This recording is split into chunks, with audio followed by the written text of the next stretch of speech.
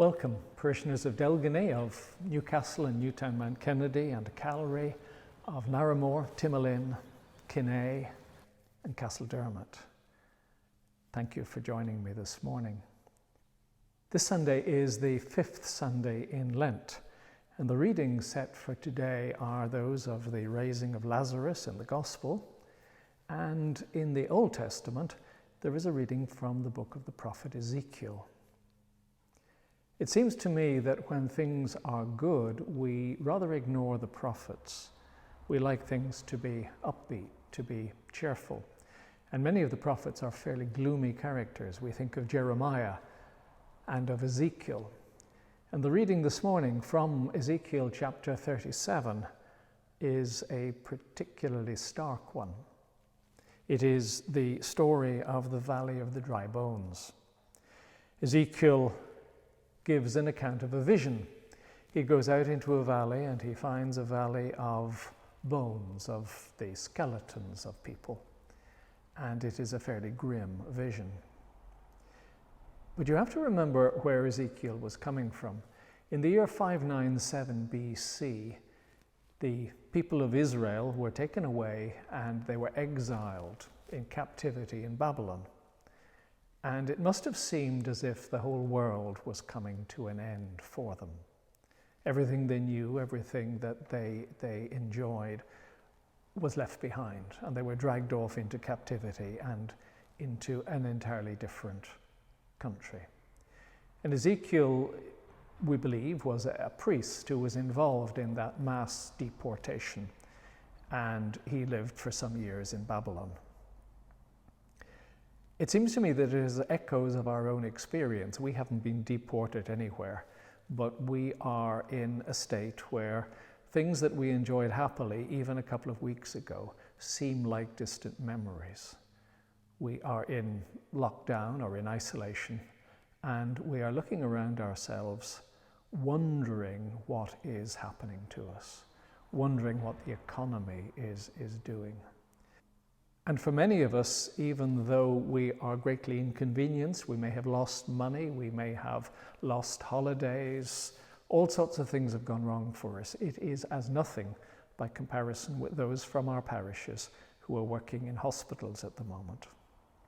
We have several parishioners who are nurses, some working in intensive care, some working in hospital management, some working in nursing homes, caring for people. And for each of them, this is a particularly stressful and difficult time. And our thoughts are with them this morning. But if Ezekiel was painting a gloomy picture of what was happening, he says, "Our bones are dried up, our hope is lost, we are cut off completely." A pretty gloomy picture. But there is hope. This is the amazing thing.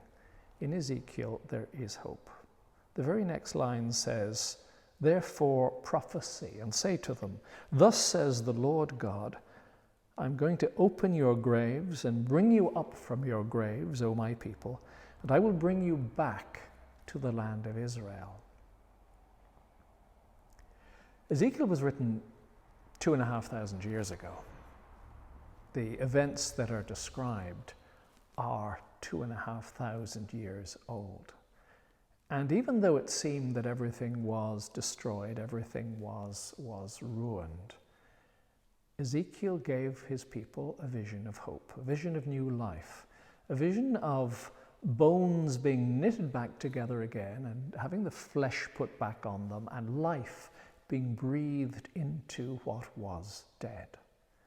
It was a vision of hope, and we know with the benefit of hindsight that that hope came to pass. A great many things have happened in the last 2,500 years. The deportation was not the end of the world. It may have been for some of the people involved, but the nation went on, the people went on, history went on, things continued. We are in a bad place at the moment, a bad state, but the vision of hope is there for us as well, that this too will pass.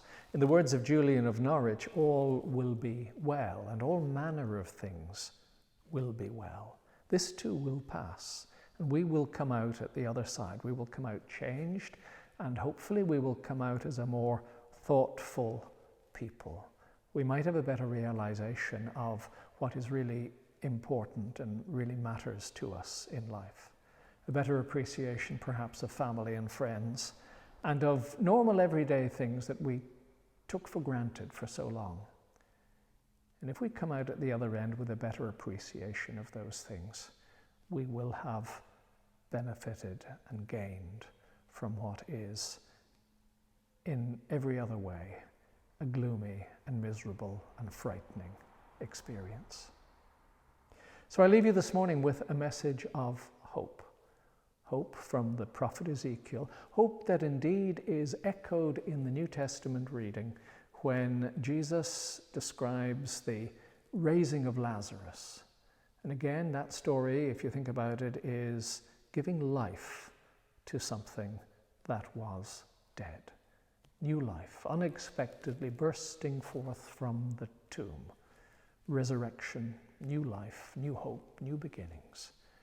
And that's what we fasten on today. That's what we cling to today.